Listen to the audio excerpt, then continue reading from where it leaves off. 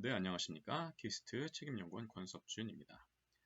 중국 반도체 기술 굴기의 미래와 한국 반도체 산업의 대응 전략에 대한 내용을 말씀드리고 있습니다. 지난 파트 1에서는 중국 반도체 산업의 현황에 대한 말씀을 드렸습니다. 이번 부분에서는 이번 파트 2에서는 중국 반도체 기술 굴기의 실상에 대해서 말씀을 드리도록 하겠습니다. 앞서 말씀드렸던 것처럼 2010년대 이후에 중국은 전 세계 반도체 시장에서의 점유율과 또한 반도체 기반 생산품의 점유율이 급속도로 늘고 있는 추세입니다. 이런 겉보기 수치만 놓고 보면 중국은 결국 반도체 산업이 서진했던 것처럼 결국은 2020년 이후에 전 세계 반도체 산업의 주도권을 쥐게 될 것으로 해석이 될 수도 있습니다. 그렇지만 그 이면을 들여다보면 그 상황이 결코 간단한 상황만은 아니라는 것을 알 수 있습니다. 일단 먼저 말씀드리고자 하는 부분은 바로 중국 반도체 산업에는 큰 버블이 형성되고 있다는 부분이 되겠습니다. 중국은 앞서도 말씀드린 것처럼 자국 내의 여러 기업들의 전 세계 반도체 시장으로의 진입을 위해서 각종 혜택을 많이 설계를 하고 실제로 시행을 하고 있습니다. 당연히 그 이면에는 중국 공산당 정부의 적극적인 의지가 있습니다. 앞서 말씀드렸던 것처럼 중국 정부는 한국이 예전에 60년대, 70년대 했던 것처럼 5개년을 5년 단위로 일종의 산업 계획을 시행을 하고 있습니다. 가장 최근의 산업계획은 제13차 계획이 되겠는데요. 2016년부터 2020년까지의 5년을 포함하고 있습니다. 이 13차 계획 속에서는 주로 중국 정부가 집중한 부분이 바로 이러한 첨단 하이테크 산업의 성장이 되겠습니다. 일명 반도체 기술 굴기로 대표될 수 있는 그런 첨단 산업의 성장에 대해서 중국 정부가 굉장히 많은 신경을 쓰고 있는 부분이 되겠죠. 특히 중국 정부는 반도체 기술 굴기를 위해서 반도체 자금률과 기술력을 제고하고 향후 차세대 반도체 기술의 표준까지 주도하는 것을 목표로 삼고 있습니다. 또한 상대적으로 후발주자인 자국 업체들이 전 세계 반도체 시장에 쉽게 진입할 수 있도록 그 장벽을 낮추는 것도 목표로 삼고 있습니다. 예를 들자면 중국 정부는 반도체 제조 기업에 대해서 굉장히 큰 세금의 혜택을 보여주고 있습니다. 예를 들어 28나노 이하의 초미세 반도체 공정 기술을 보유한 반도체 제조 기업에 대해서는 무려 15년 이상 반도체 사업을 주도했다면 그 기업에 대해서는 10년 동안 법인세를 면제하는 혜택을 주고 있습니다.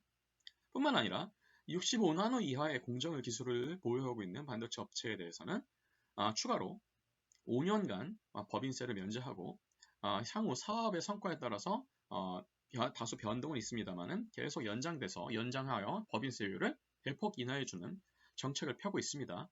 이렇게 28나노, 65나노 같이 숫자를 명시한 이유 중에 하나는 결국은 이 반도체 산업이 고부가 가치 산업이 되기 위해서는 10나노 이하의 영역, 초미세 패턴이 가능한 10나노 이하의 양산 공정이 반드시 필요하기 때문인데 이런 기술이 아직은 중국 내부에서 확보가 되지 않았기 때문에 중국 정부는 이런 반도체 업체들이 그런 기술 개발에 더욱더 투자를 집중할 수 있게끔 이런 전방위적인 세제 혜택을 주고 있다고도 해석할 수 있겠습니다. 이렇게 중국 정부의 집중된 노력이 있었기 때문에 정부 주도로 중국 반도체 산업 매출이 12차 계획 시기에 비해서 13차 계획 시기 동안 약 2,400억 위안까지 증가를 했습니다. 약 2배 정도 증가한 수준이 되겠습니다. 또한 중국 제1위의 파운드리 업체인 SMIC, 중국말로는 중심국제라고도 하는데요. SMIC의 파운드리 기술 수준은 현재 14나노 수준까지 양산 공정이 도달한 상황입니다. SMIC가 이제 올 하반기에 밝힌 기술 수준에 따르면 시험 생산으로 7나노까지 갔다고 얘기는 하고 있습니다만 반도체 업계에서는 이 주장에 대해서 아직은 신뢰가 부족하다는 판단을 하고 있습니다. 13차 계획 단계까지는 중국의 반도체 자금률이 원래 중국 정부가 목표로 했던 40% 수준밖에 안 됐기 때문에 중국 정부는 앞으로 14차 5개년 계획에서는 이런 자금률 제고에도 목표를 크게 잡을 것으로 보입니다. 또한 한계 정도가 한계가 있는데 초미세 양산 공정 수준도 14나노에서는 지금 딱히 진전이 지금 없습니다. 이 부분은 아까 말씀드렸지만 향후 10나노 이하의 고부가 가치 반도체 칩 생산이 있어서 기술 경쟁력이 아직은 많이 부족한 상황이라는 것을 나타내주는 지표이기도 합니다. 그래서 중국 정부는 2021년부터 2025년까지의 5년 14차 5개년 계획 동안에는 자국 반도체의 파운드리 생산 캐파를 40%까지 증대하고 제조 공정, 특히 양산 공정을 7나노 수준까지 개선하는 것을 목표로 삼고 이를 위해서는 반드시 또한 지속적인 투자가 필요한데 사실 이런 지속적인 투자가 실질적으로 잘 이루어진다면 큰 문제가 없겠습니다만은 그 이면에는 굉장히 큰 재정적인 부담과 버블이 형성되고 있다는 문제가 있습니다. 예를 들어 지금 2020년 현재 중국 전역에서는 50개가 넘는 대규모 반도체 사업이 동시에 추진이 되고 있습니다. 이 50개가 넘는 반도체 사업을 모두 모아놓고 보면 총 투자비만 2,430억 달러에 달합니다. 하나로 약 한 280조가 넘는 거대한 규모가 되겠죠. 뭐 예를 들어서 중국 정부는 낸드 플래시 사업에서 자국 업체들의 경쟁력 강화를 위해서 YMTC, 뭐 양쯔 메모리를 부르는 이 YMTC를 집중적으로 키워주고자 합니다. 중국 정부가 무려 74%의 지분을 소유하고 있는 칭화유니 계열사 중의 하나입니다. 중국 반도체 기업 중에서는 이 YMTC가 가지고 있는 3디멘셔널 낸드 플래시 메모리의 칩 제작 능력이 굉장히 우수한 수준이 되겠습니다. 그렇지만 이제 SK 하이닉스나 삼성, 인텔 등 같은 선진 낸드 업체들과 비교해 봤을 때 약 한 세대 혹은 두 세대까지의 기술 격차가 있는 것으로 판단이 되고 있습니다. 실제로는 이제 반 세대 정도의 차이가 있다고는 YMTC에서 이야기하고 있습니다만 양상 기준으로 봤을 때는 적어도 한 세대 이상의 차이가 납니다. YMTC가 아닌 다른 중국산 메모리 업체들은 다른 또 선진 업체들에 비해서는 여전히 기술 격차가 있는 상황입니다. 그렇지만 이렇게 YMTC를 기준으로 해서 낸드 플래시 사업에 진출하려고자 했던 중국 정부가 쏟아부은 돈은 30조가 넘는 돈인데요. 그 돈이 실제로 다 쓰이지가 않고 특히나 이런 기술 개발의 장벽을 넘는 부분에 있어서 마이크론 같은 선행 특허를 보유하고 있는 업체들의 반대가 있기 때문에 결국은 이 30조가 넘었던 YMTC에 대한 투자는 결국 물거품 혹은 재정적인 부담으로 좀 다가오고 있습니다. 중국 동부 지역의 한 반도체 산업업체에는 약 45억 위안, 하나로 약 7조가 넘는 돈이 지금 투자가 됐습니다만은 결국 이 투자를 주도했었던 동부 지역에 있었던 지방 정부가 지금 재정난에 굉장히 큰 재정난에 봉착하고 있는데요. 결국은 추가적인 투자가 이루어지지 않는 상황에서 사업 중단이 지금 위기를 맞고 있습니다. 이렇게 중국 전역에서 지방 정부 주도로 굉장히 큰 규모의 반도체 산업 투자가 일어나고 있는 이유 중에 하나는 반도체 기술 굴기를 중앙정부의 목표로 삼았던 시진핑 정부의 일종의 환심을 사기 위해서 일종의 과잉된 충성으로도 볼 수가 있겠습니다. 그래서 중앙정부 입장에서 봤을 때는 이런 지방정부들이 투자를 하는 것 자체는 나쁘지가 않겠습니다만 이 과정에서 너무 경쟁적으로 투자를 유치하다 보니 중복 투자 비용이 급증한다는 문제가 생깁니다. 이 과정에서 사업성에 떨어지는 반도체 산업을 유치한 정부 같은 경우에는 결국 수익이 나지 않기 때문에 그 모든 것들은 다 재정 적자 구조로 누적이 된다는 문제가 예를 들어서 지난 2020년에는 초반에 2020년 7월에 약 3조의 3조가 넘는 투자를 받으면서 4년 전에 야심차게 출범했던 중국 반도체 기업이 투자자를 더 끌어모으는 데 실패하면서 파산을 했죠. 2025년까지 반도체 자금률을 70%로 높이겠다는 목표를 세웠던 중국 정부의 계획에도 차질이 생기고 있습니다. 이렇게 중국 투자가 어떤 문제를 가져오는지 우리는 간단한 경제학만 가지고도 이해를 할 수가 있습니다. 기본적으로 반도체 산업은 그 특성상 산업 생태계 조성이 규모의 경제를 실현하는 데 있어서 핵심적인 요소가 됩니다. 그런데 이제 중국 정부가 주도적으로 나서는 것뿐만 아니고 지방 정부에서 각 지역에서 경쟁적으로 반도체 산업을 유치하는 경우에 대부분 지방 정부들은 수익이 창출되는 것을 우선시하지 않고 수익보다는 그 지역 경제를 일으킬 수 있느냐, 즉 고용이 창출이 되느냐, 그리고 지역에 있었던 기존의 산업들과 연계가 될 수 있느냐를 먼저 생각을 합니다. 결국 그 말은 반도체 산업 중에서도 제조업 분야에 초점을 맞춰서 경쟁적으로 유치를 하고 싶다는 얘기가 되겠죠.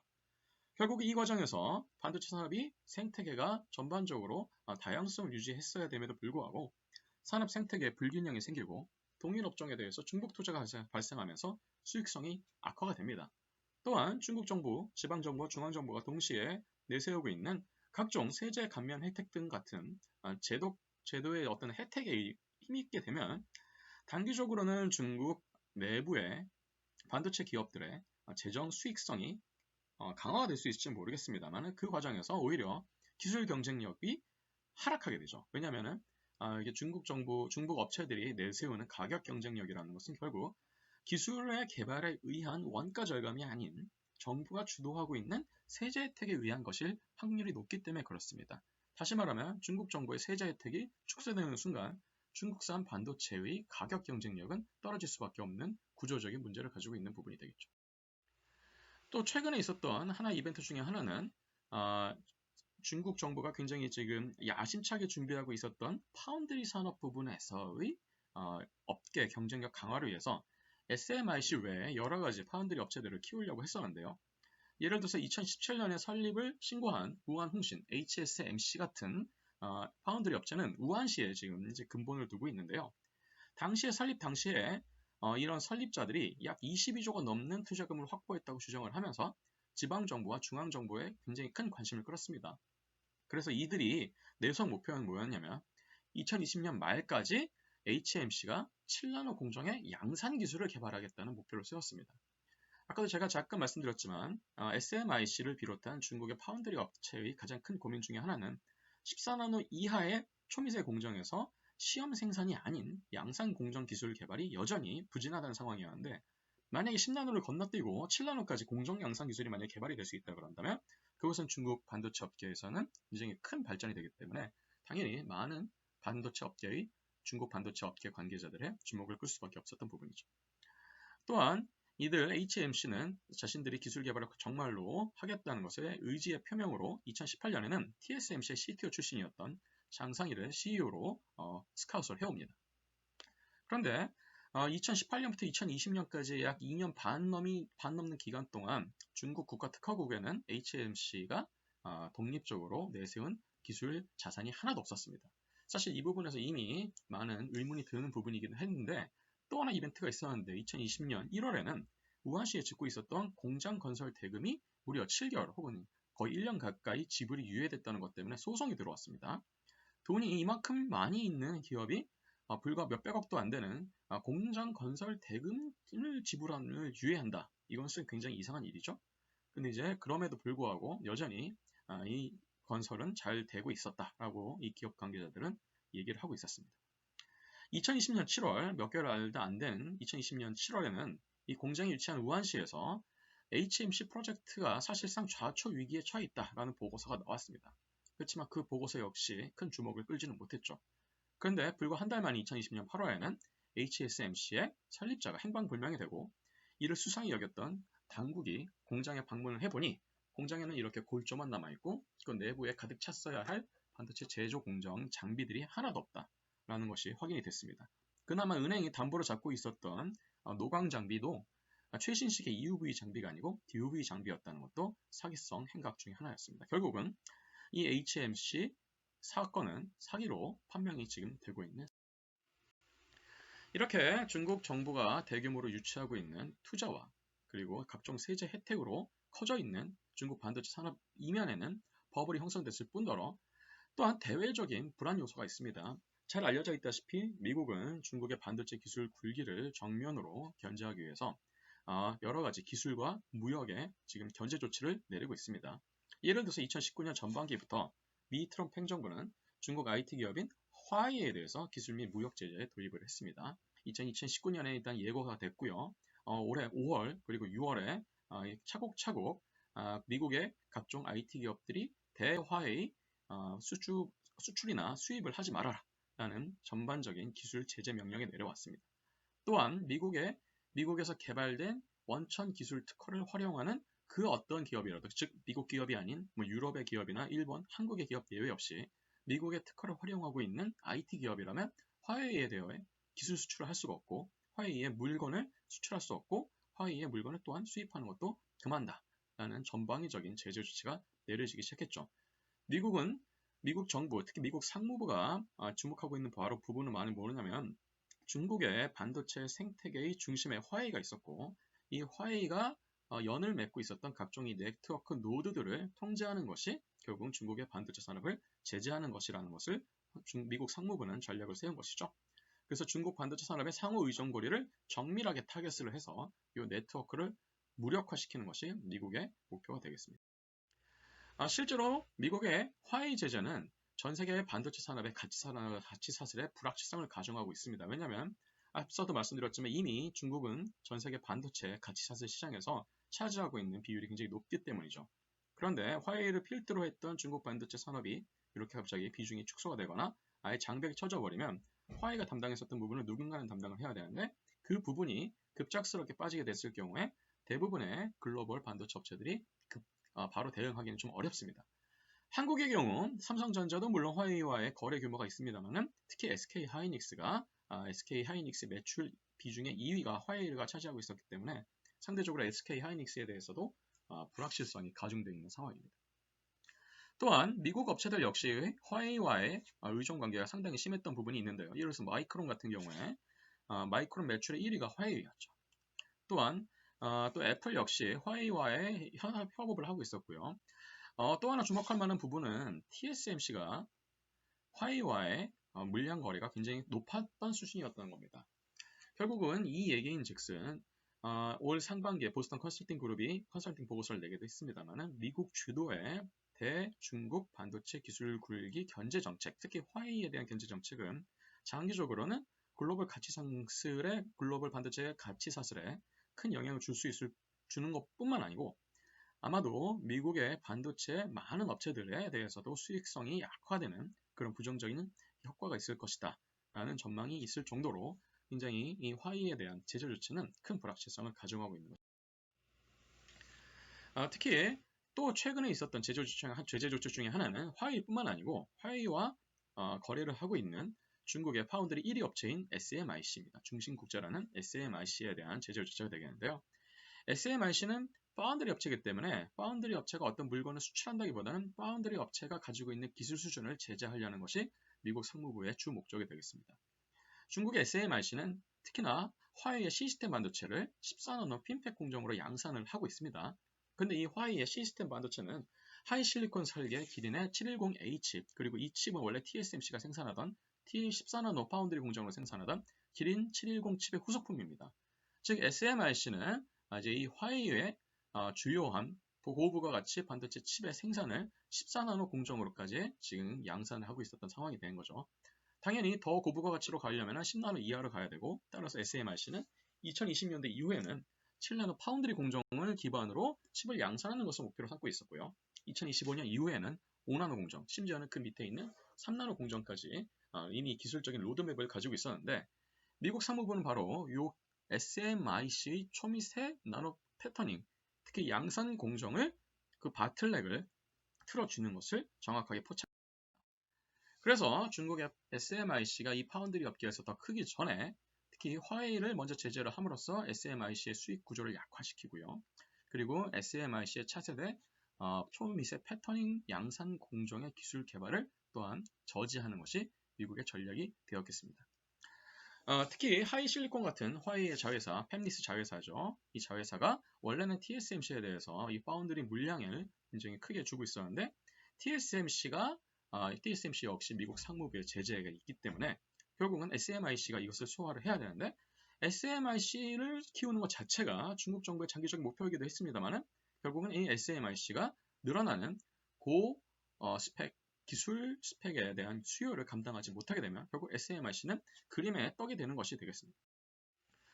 실제로 지금 전 세계 파운드리 업체의 5강을 보면 삼성과 TSMC, 글로벌 파운드리, SMIC 그리고 UMC가 있습니다. TSMC와 UMC는 대만 기업이고요. 글로벌 파운드리는 미국 기업, SMIC는 중국 기업, 그리고 삼성은 잘 알려졌다시피 한국 기업입니다.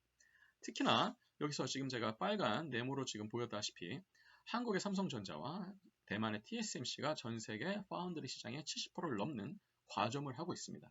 특히나 보시다시피 2020년 이후에 10나노 이하의 공정에서는 이 양사만이 실제로 양산을 할 수 있는 기술을 가지고 있는 것으로 판단이 되고 있습니다. 그래서 SMIC 입장에서 봤을 때는 화웨이에 대한 제재로 인해서 가장 큰 고객을 잃어버리고 SMIC의 나머지 고객이었던 미국의 반도체 제조업체들과의 관계도 결국 미국의 제재로 인해서 끊기게 됐을 경우에 SMIC는 수익이 창출되지 않고 수익이 들어오지 않으니 10나노 이하의 차세대 공정, 양산 기술의 확보에 있어서도 결국 난맥을 걷게 되면서 SMIC가 이 글로벌 파운드리 시장에서 차지하고 있었던 포지션이 점점 약해질 것이다 라는 것을 우리는 전망을 할 수 있게 될 겁니다. 또한 2019년 이후에 미국 트럼프 정부는 중국 첨단 산업 기술 굴기를 본격적으로 견제를 하기 시작했는데요. 아까도 말씀드렸지만 SMIC를 타겟으로 하는 전략이 굉장히 유효한 전략이 되겠습니다. 특히나 SMIC를 타겟으로 하는 것 중에 하나가 바로 뭐냐면 이 SMIC의 패터닝 공정의 원천 기술을 차단하는 부분이 되겠습니다. 그 부분에 대해서는 제가 나중에 슬라이드에서 다시 한번 설명을 해드리도록 하겠습니다. 중국이 생각하고 있는 메모리 반도체 기술 굴기 또한 사실 굉장히 쉽지가 않습니다. 미국 정부가 지금 타겟으로 하고 있는 것 중에 하나가 바로 또 뭐냐면 잘 알려져 있지 않습니다만은 중국의 메모리 반도체 업계에 대한 타겟도 있습니다. 뭐 예를 들어서 중국 반도체 굴기의 양대 축인 메모리 반도체, 특히 D램 사업을 주도하고 있었던 푸젠진화는 최근에 D램 사업을 포기를 했는데요.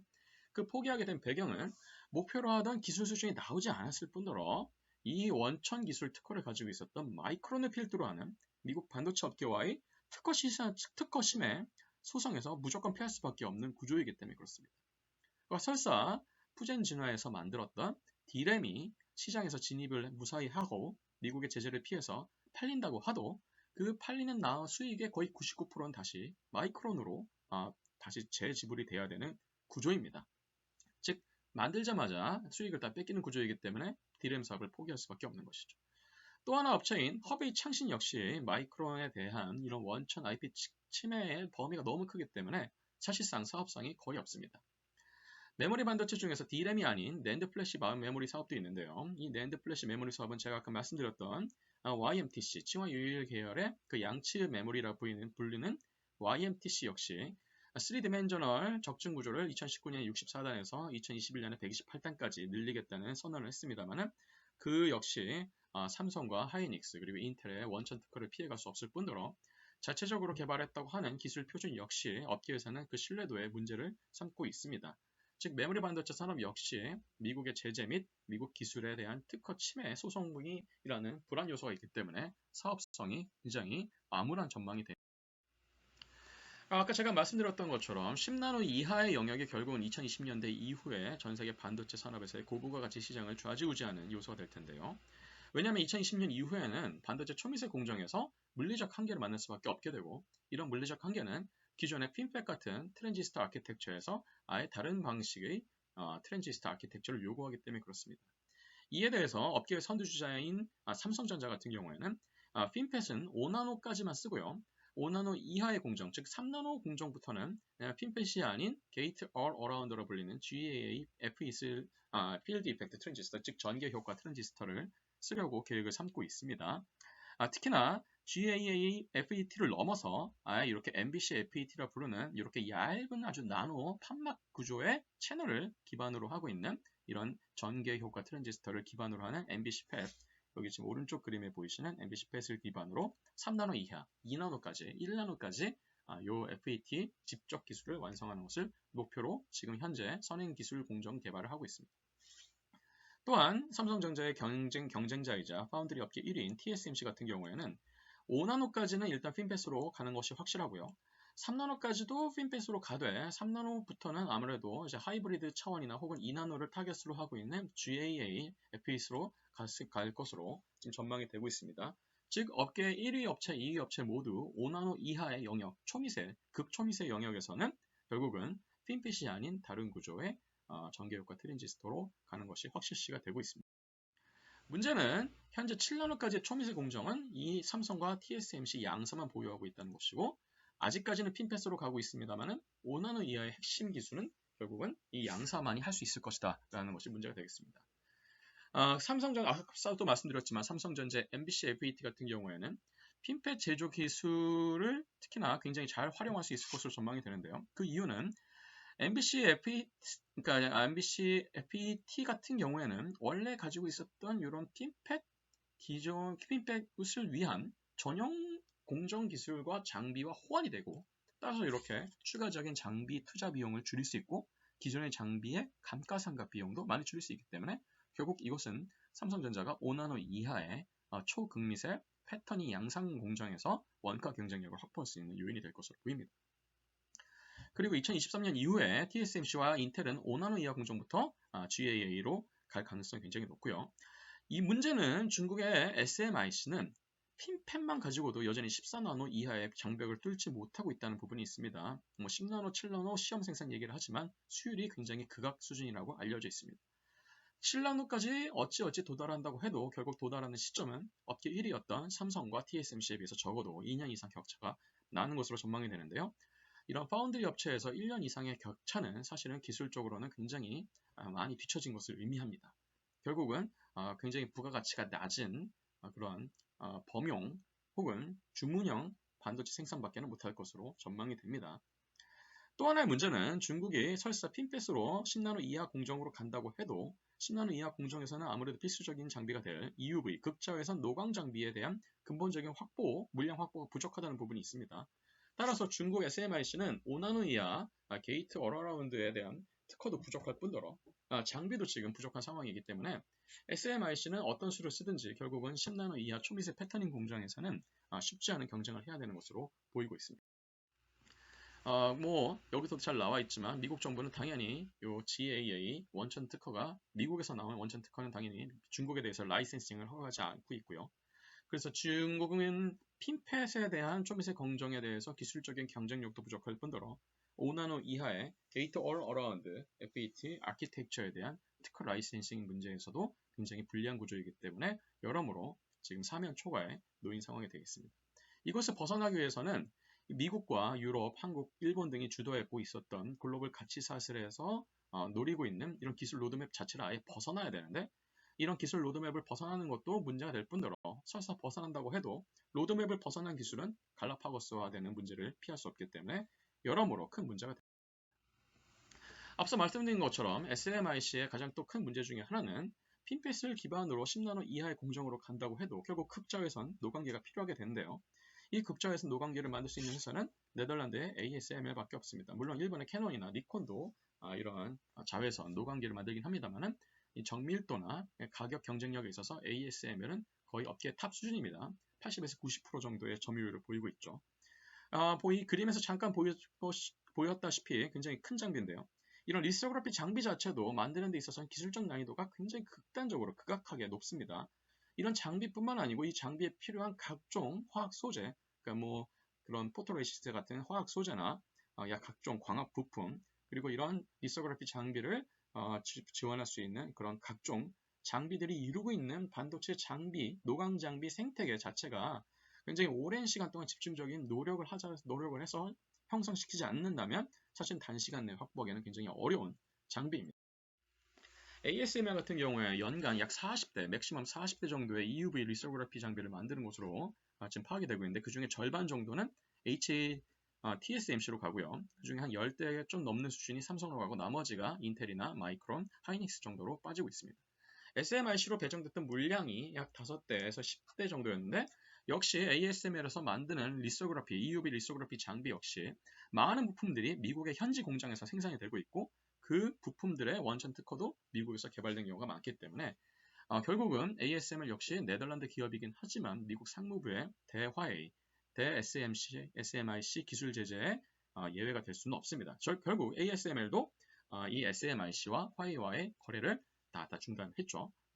결국은 중국은 현재 DUV 기반의 93나노 공정으로 어떻게든 간에 버텨보고 그렇지만 DUV 과정에서 쓸 수 있는 그런 패터닝 정밀도도 떨어질 뿐더러 비용이 급상승하기 때문에 중국은 이 EUV 노광 장비 없이 10나노 이하의 고부가 가치 반도체 칩의 양산 기술을 개발하는 것은 거의 불가능에 가까운 수준이다 라고 판단합니다. 아까도 잠깐 말씀드렸지만 노광 장비, 특히 이런 광원 기술을 어찌어찌 만든다 그래도 이런 광원을 다양한 거울 배치를 통해서 원하는 요 웨이퍼까지 정확하게 빔 사이즈를 유지하면서 빔 퀄러티를 유지하면서 유도하는 기술은 이런 아주 초정밀 광학 제품, 광학계를 필요로 합니다. 특히나 요 거울의 정밀도가 굉장히 중요한데요. 문제는 이 13.5나노미터 정도의 굉장히 짧은 파장을 가지고 있는 극자외선이 대부분의 물질에 흡수가 잘 된다는 겁니다. 즉 아무리 반사를 시키려고 해도 반사가 거의 안 된 수준인 거죠.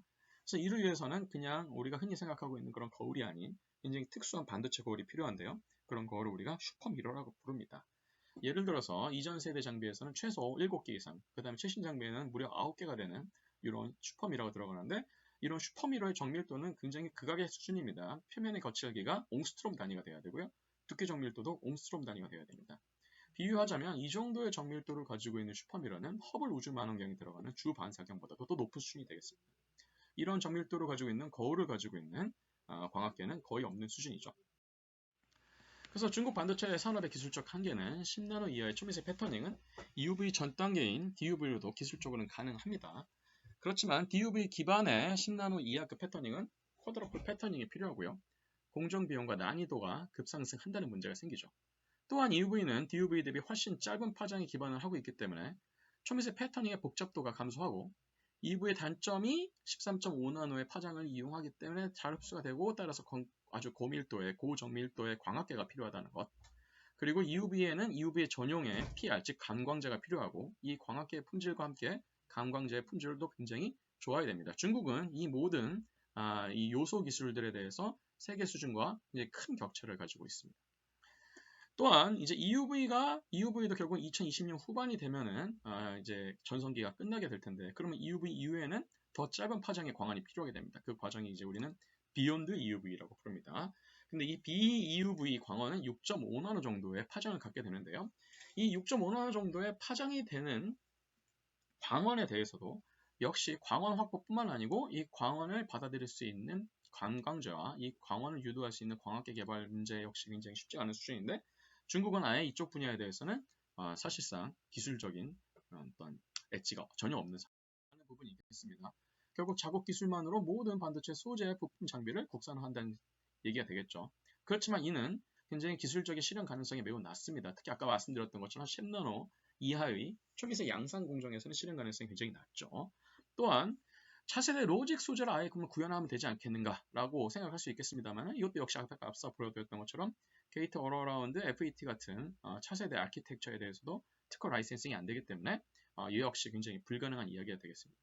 그렇다면 아예 그런 이런 게이트 얼어라운드가 아니고 그 이하 1나노 이하의 정말 차세대 컴퓨터 기술 구현을 아예 하면 되지 않을까? 뭐 예를 들어서 양자 컴퓨터나 광학 컴퓨터, 스핀트로닉스나 뉴럴머픽 컴퓨터 같은 굉장히 아마 정말 차세대 컴퓨터 기술로 승부를 보면 되지 않겠는가 라고 생각을 할 수 있겠습니다만 이 역시 미국에서 아직까지는 기술적인 엣지를 가지고 있기 때문에 기술 구현의 가능성이 낮습니다. 없진 않습니다만 낮은 편입니다.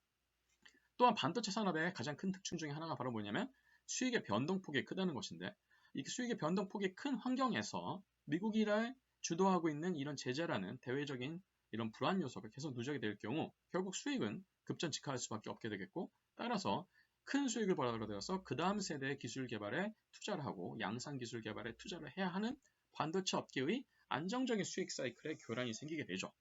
근데 중국 반도체 산업이 지금까지 성장할 수 있었던 가장 큰 요인은 중국 정부의 집중적인 투자와 세제 혜택 같은 각종 보이지 않는 혜택이 있었기 때문인데 이러한 혜택을 언제까지나 우리가 기대할 수 없는 상황에서 이렇게 수익이 안정이 확보가 안 되면 결국은 중국 반도체 산업이 더 어디까지 유지할 수 있을 것인지는 이미 한계가 정해진 게임이라고 볼 수 있겠습니다. 두 번째 시나리오는 중국이 모든 굴욕을 감수하고 미국 주도의 글로벌 가치 사슬로 다시 재편입하는 시나리오가 되겠습니다. 그렇지만 이 시나리오 역시 만만한 시나리오가 아닙니다. 이미 중국을 대체할 수 있는 인도, 인도네시아, 그리고 태국이나 베트남 같은 여러 후발 주자들이 부상을 하고 있죠. 이런 후발 주자들이 가만히 있지 않고 여러 가지 혜택을 그대로 중국을 흉내내면서 여러 가지 글로벌 반도체 업체들을 유치하려고 노력을 하고 있습니다. 그런데 이미 인건비가 많이 상승을 한 상황이고 중국 공산당 정부라는 가장 큰 불안 요소를 가지고 있는 중국이 다시 마음을 바꿔서 글로벌 가치 사슬로 재진입한다고 해서 그 위치가 금방 회복이 될 것이냐 저는 가능성이 매우 낮다고 봅니다. 또한 이런 시나리오를 중국 정부 자체도 별로 좋아하지 않을 것이 확실합니다. 그 이유 중에 하나는 중국 공산당 정부의 통치력이 약화될 수 있는 도화선이 될 수 있기 때문이죠. 특히 시진핑 정부 2기에서는 이러한 일들이 일어나는 것을 절대 바라지 않을 것이라고 생각합니다.